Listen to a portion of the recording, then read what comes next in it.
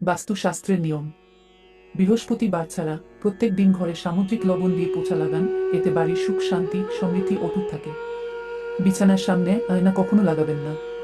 খাবার খাওয়ার পরে থালায় কখনো হাত ধোবেন না। প্রতিদিন বাড়িতে কর্পূর অবশ্যই জ্বালাবেন, এতে বাড়িতে পজিটিভ এনার্জি প্রবেশ ঘটে। বাড়ির ছাদে রাখা ট্যাঙ্কির থেকে জল পড়তে দেবেন না, এতে বাড়িতে নেগেটিভ এনার্জির প্রবেশ ঘটে থাকে। বাস্তু নিয়ম মেনে ঠাকুর ঘর বানানো উচিত। আর ঠাকুর ঘরে একই দেবী দেবতাদের একের বেশি ছবি বা মূর্তি রাখতে নেই। আলমারি বা তিজুরিতে হলুদের কিছু টুকরো এবং কিছু চালকে হলুদ লাগিয়ে কোনো হলুদ কাপড়ে বেঁধে রাখুন, এতে ধন সম্পত্তি বৃদ্ধি ঘটে। বাড়িতে কোথাও মাকড়সার জাল হতে দেবেন না। বাড়িতে কোথাও ডাস্টবিন বা জল জমতে দেবেন না। বাড়ির ছাদে নোংরা আবর্জনা, বাঁশ বা ভাঙা খাট রাখবেন না। কখনো ব্রহ্ম মুহূর্তে এবং সন্ধ্যেকালে ঘরে ঝাড়ু দেবেন না। ঝাড়ু সবসময় এমন জায়গায় রাখবেন যাতে বাইরে থেকে আসা কোনো লোকের চোখে না পড়ে। ঝাড়ু বিছানার নিচে রাখবেন না। ঘরের ঈশান কোণকে সবসময় পরিষ্কার আর খালি রাখুন।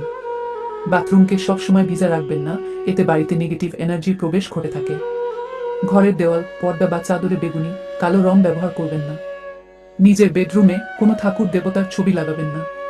লোহার খাটে ঘুমানো উচিত নয়, এতে স্বাস্থ্যহানি হতে পারে। রবিবারে কখনো তুলসী গাছে জল ঢালতে নেই। দক্ষিণ পূর্ব দিশার কোণে সবুজে পরিপূর্ণ কোনো ছবি লাগান। রান্নাঘর সবসময় বাড়ির দক্ষিণ পূর্ব কোণে হলে ভালো। বন্ধুরা, ভালো লাগলে প্লিজ লাইক, শেয়ার, সাবস্ক্রাইব করে পাশে থাকবে। ধন্যবাদ।